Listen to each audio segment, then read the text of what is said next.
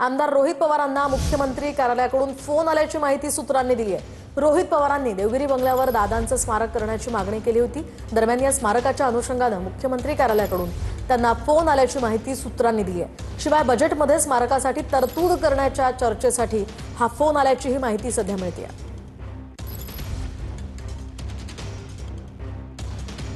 या संदर्भात अधिकची माहिती जाणून घेऊयात आमचे प्रतिनिधी अक्षय मंकणी यांच्याकडून। अक्षय, काय सांगाल? एकीकडे रोहित पवार हे दादांच्या अपघाताच्या चौकशी संदर्भात वारंवार आक्रमक भूमिका मांडताना दिसतात, दुसरीकडे त्यांना आता मुख्यमंत्री कार्यालयाचा फोन आल्याचं कळत आहे। काय अधिकचे अपडेट्स?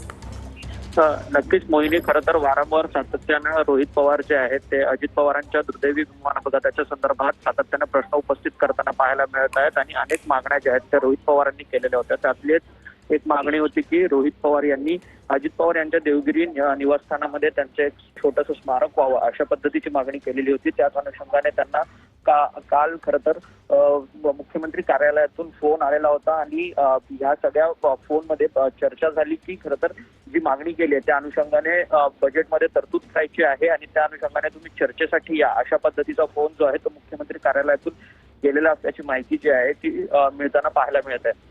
नक्कीच, धन्यवाद अक्षय दिलेल्या या सविस्तर माहितीसाठी।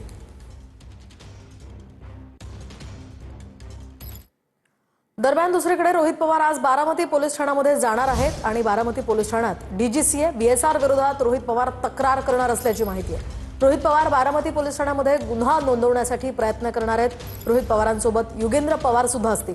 सध्या बारामती पोलीस ठाण्याबाहेर अजितदादा समर्थकांनी मोठी गर्दी केली आहे। यासह काल गुन्हा दाखल करून घेण्यास मुंबई पोलिसांनी नकार दिला होता। यावरून मरीन ड्राईव्ह पोलीस ठाण्यामध्ये रोहित पवार आक्रमकही झाले होते। त्यानुसार आज मोठ्या संख्येने इथे अजितदादांचे समर्थक जमल्याचं आपण पाहतोय। अजितदादांचे पोस्टर्स हातात घेत बारामती एकत्र आहे असं या पोस्टरवर लिहिलेलं आहे। यासह तुम्ही दादा बारामतीकरांना पोरकं करून गेलात, बारामती एकत्र आहे सत्यासाठी न्यायासाठी अशा आशयाचे हे पोस्टर्स घेऊन बारामतीकर एकवटले आहेत। बारामती पोलीस ठाण्याबाहेर कार्यकर्त्यांची ही मोठी गर्दी झाली आहे। ही दोन महत्त्वाची दृश्य, दोन महत्त्वाच्या घडामोडी आपण पाहतोय। डीजीसी आणि बीएसआर विरोधात गुन्हा दाखल करण्याची मागणी रोहित पवारांची आहे, त्यानुसार ते आज बारामतीमध्ये पोलीस ठाण्यात जाणार आहेत।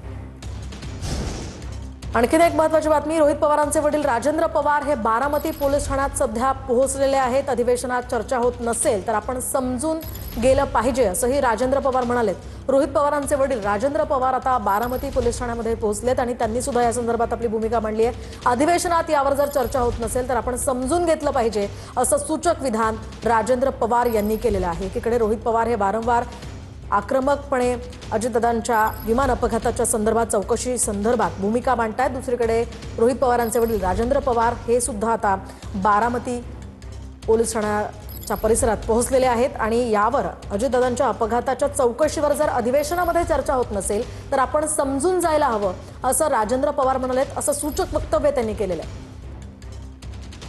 सुद्धा गुन्हा दाखल करण्याचा प्रयत्न झाला, मात्र तेथे दाद घेतली गेली नाही आहे। काय नक्की इतकं काय असं गूढ आहे या सगळ्या प्रकरणामध्ये की त्यामध्ये पोलिसांकडून गुन्हा दाखल करून घेतला जात नाही?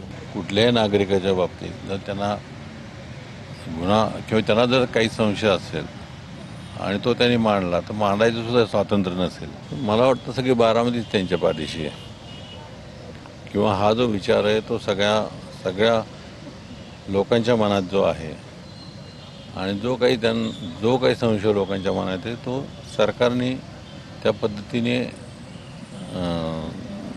त्यांचा प्रश्न हा ओपन केला पाहिजे ना की वातावरण कशा पद्धतीचं सगळीकडे व्हायला लागलेलं आहे आणि ही लोकशाही आहे। लोकशाहीत अशा प्रकारचं वातावरण घातक असतं असं मला वाटतं एक नागरिक म्हणून। जर का आज इथे गुन्हा नाही दाखल करून घेतला तर मग पुढची भूमिका काय असणार आहे?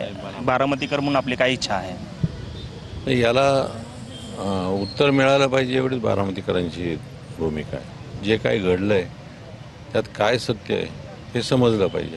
ब्लॅक बॉक्सच्या बाबत देखील एक चर्चा समोर आलेली होती की तो खराब झाला आहे किंवा हे आहे, मात्र रोहिदाने सगळं सविस्तर सांगितलेलंच आहे, ते तुम्ही ऐका एकदा।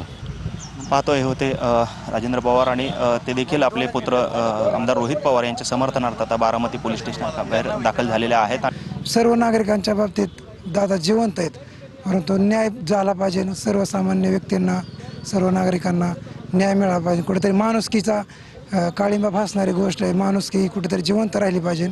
आज न्याय दिला पाहिजे.